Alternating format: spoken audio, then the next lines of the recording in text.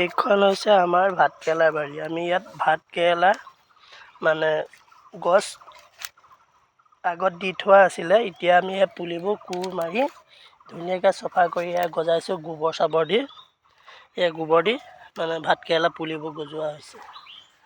আৰু খুব বেছি 2 মাহ 3 মাহৰ ভিতৰত ভাতকেৰেলা লাগি যাব।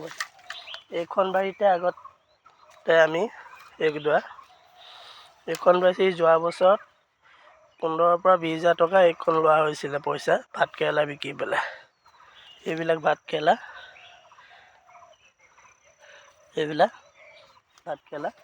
গজিছে। খুব বেছি আৰু 2 মাহ 3 মাহৰ ভিতৰত আমাৰ ভাতকেৰেলা লাগি যাব। চাঙো দি থোৱা আছে, মানে এতিয়া গোবৰ ফুটছাই দি পেলাই মানে মাটি কুৰি দি হেৰি কৰা হৈছে। এই ধৰক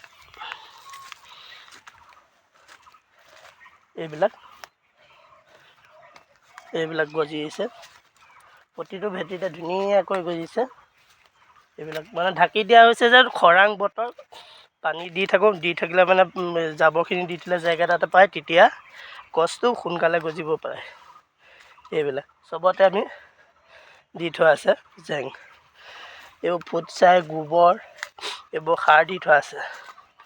তাৰপিছত যেতিয়া ডাঙৰ হ'ব জেংবিলাক অতাই দিয়াৰ পিছত আকৌ ওপৰলৈ চাঙলৈ লগাই দিব পৰা হ'ব। এইবিলাক প্ৰতিবিলাকে দিয়া হৈ আছে।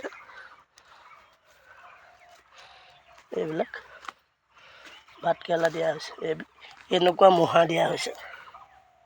এনেকুৱা মুহা, এই মুহাটোৰ পৰা গজিলে মানে ভাতকেৰেলাটো সোনকালে লাগে। এইবিলাক যোৱা বছৰ আজি 3-4 বছৰমান দি থোৱা হৈছে।